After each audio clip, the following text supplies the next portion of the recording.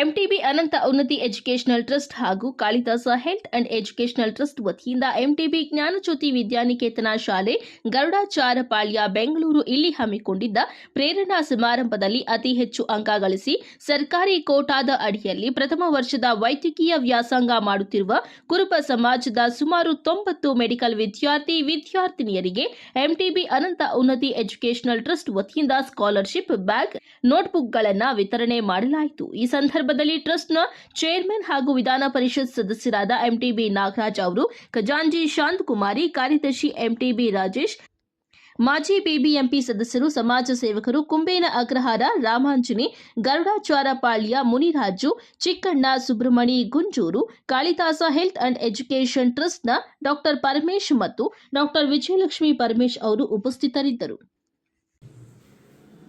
ಈ ಒಂದು ಸರಳ ಸಮಾರಂಭದಲ್ಲಿ ಆಶೀರ್ವಾದಂತಹ ಶಾಂತಮ್ಮನವರೇ, ನಿತೀಶ್ ಪುರುಷೋತ್ತಮರವರೇ, ಹಾಗೆ ನಮ್ಮ ವೈಜ್ಞಾನಿಕ ಕಾರ್ಯಗಳಾದಂಥ ಡಾಕ್ಟರ್ ವಿಜಯಲಕ್ಷ್ಮಿ ಪರಮೇಶ್ ಅವರೇ, ಹಾಗೆ ರಾಮಾಂಜನಿ ಅವರೇ, ಚಿಕ್ಕಣ್ಣರವರೇ, ಮುನರಾಜರವರೇ, ಇಲ್ಲಿ ನೆರೆದಿರ್ತಕ್ಕಂಥ ಎಲ್ಲ ವಿದ್ಯಾರ್ಥಿನಿಯರೇ, ಈಗ ಪ್ರಾರಂಭ 5 ವರ್ಷದಿಂದ ಇವತ್ತು ವಿಜಯಲಕ್ಷ್ಮಿ ಪರಮೇಶ್ವರ್ ಅವರಿಗೆ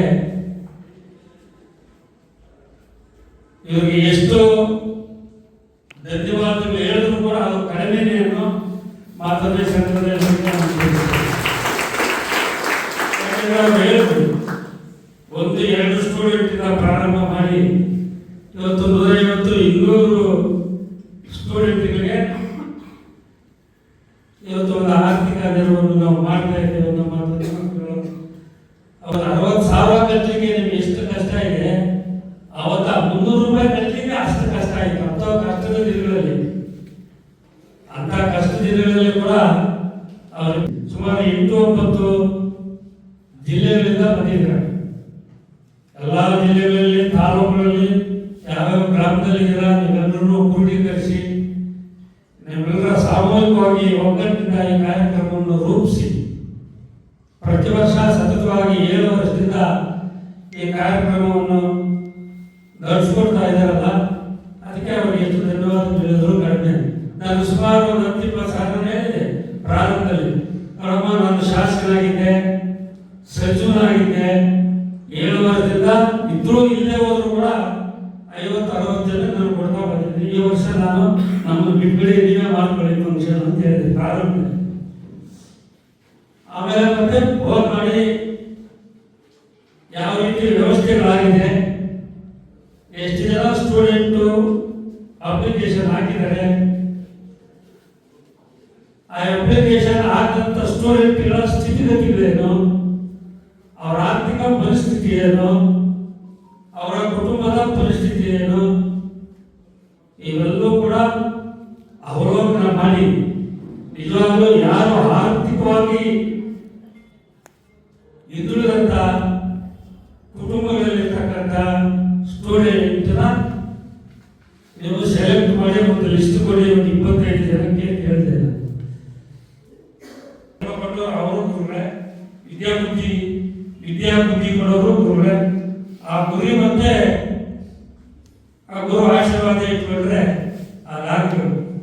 ನನ್ನ ಗೊತ್ತಿರೋ ಇವತ್ತಿನ ದಿನಗಳಲ್ಲಿ MBBSಗೆ ಅಂತ ಒಂದು ಮಾತರವಾದಂಥ ಇಲ್ಲ. ಇವತ್ತು ಎಲ್ಲಾದ್ರೂ ಒಂದು ಪೋಸ್ಟ್ ಗ್ರಾಜುಯೇಷನ್ ಆಗಲೇಬೇಕು, ಯಾವ್ದಾದ್ರು ಆಗಲಿ, ಫಿಸಿಷನ್ ಆಗಲಿ, ಮೆಡಿಸಿನ್ ಆಗಲಿ, ಯಾವ್ದಾದ್ರು ಆಗಲಿ, ಆ ಶ್ರಮೆ ಈಗಿಂದಲೇ ತಗೋಬೇಕು. ಆ ಇಂಟ್ರೆಸ್ಟ್ ಏನೋ ಬಿಡಪ್ಪ, ಮೆಡಿಕಲ್ ಬಂದೆ, MBBS ಸಾಕು, ಡಾಕ್ಟರ್ ಆಗಿದೆ, ಅದರಲ್ಲೇ ಏನೋ ಮಾಡ್ಕೊಂಡ್ರೆ ಸಾಕು ಅನ್ಬೇಡಿ. ಮಾಡುವಂಥ ಪ್ರಯತ್ನ ಮಾಡಿ. ನಿಮ್ಮ ಪ್ರಯತ್ನ ಆಗಬೇಕು.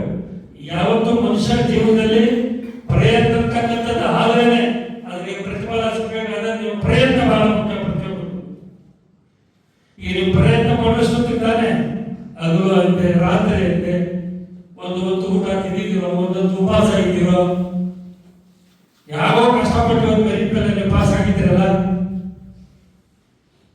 ಬಹಳ ಕಷ್ಟ ಬಿದ್ದಿದ್ದೀರ. ಇಲ್ಲ ಹೋದ್ರೆ 600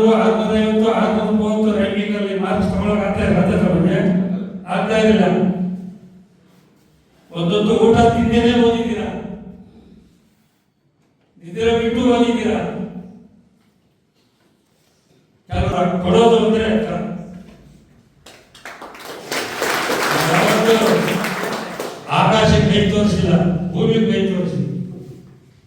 ಆಕಾಶಕ್ಕೆ ಅಂದ್ರೆ ಏನು ಕೊಡೋದು, ಭೂಮಿಗೆ ತೋರಿಸೋದು ತಗೋದು. ಆದ್ರಿಂದ ಬಂಧುಗಳೇ, ಬಹಳ ಸಮಯ ಆಯಿತು, ಅದು ಬಹಳ ಸಂತೋಷ ಆಯಿತು. ನೀವೆಲ್ಲ ಗ್ರಾಮೀಣ ಪ್ರದೇಶದಿಂದ ನಿಮ್ಮ ತಂದೆ ತಾಯಿ ಇದ್ದು ನಿಮ್ಮನ್ನು ಬಹಳಷ್ಟು ಕಷ್ಟಪಟ್ಟು ಶ್ರಮೆ ಪಟ್ಟು ನನ್ನ ಮಗ ಒಳ್ಳೆಯ ಒಂದು ಶಿಕ್ಷಣ ಪಡಿಬೇಕು ಅಂತೇಳಿ ನಿಮ್ಗೆ ಕಷ್ಟಪಟ್ಟು ಓದಿಸಿದ್ದಾರೆ. ನೀವು ಅಷ್ಟೇ ಕಷ್ಟದಿಂದ ಬಂದಿದ್ದೀರ. ಈ ಕಷ್ಟನ ಪ್ರತಿನಿತ್ಯ ನೀವು ಜ್ಞಾಪಕ ಮಾಡ್ಕೊಳ್ಬೇಕು. ಆ ಕಷ್ಟ ಅನ್ನೋದು ಯಾರಿತ್ತು ನಿಮ್ಮ ಜೀವನದಲ್ಲಿ ಅನ್ನೋದು ನೀವು ಆ ಕಷ್ಟ ತಿಳ್ಕೊಂಡೇ ನೀವು ಮುಂದಿನ ನಿಮ್ಮ ದಿನಗಳ ಸಾಗಿಸಬೇಕು. ದಿನ ಪ್ರಾಣ ಹೋಗುವಾಗ ಆ ರೋಗಿ ಪ್ರಾಣ ಉಳಿಸೋರು ಯಾರು?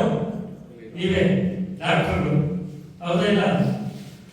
ಈ ಶಿಕ್ಷಣ ದಾನ ಮಾಡಿದ್ದು, ಆ ಶಿಕ್ಷಣ ಪಡೆದು ಒಬ್ಬ ಡಾಕ್ಟರ್ ಆಗಿ ಈ ಸಾರ್ವಜನಿಕರ ಸೇವೆ ಮಾಡೋದು, ನಿರಂತರವಾಗಿ ಅವ್ರ ಸಹಾಯ ತನಕ ಅವ್ರ ಜೊತೆಯಲ್ಲಿರ್ತಕ್ಕಂಥದ್ದೇ ವೈದ್ಯದಾನ ಮತ್ತೆ ವಿದ್ಯಾದಾನ.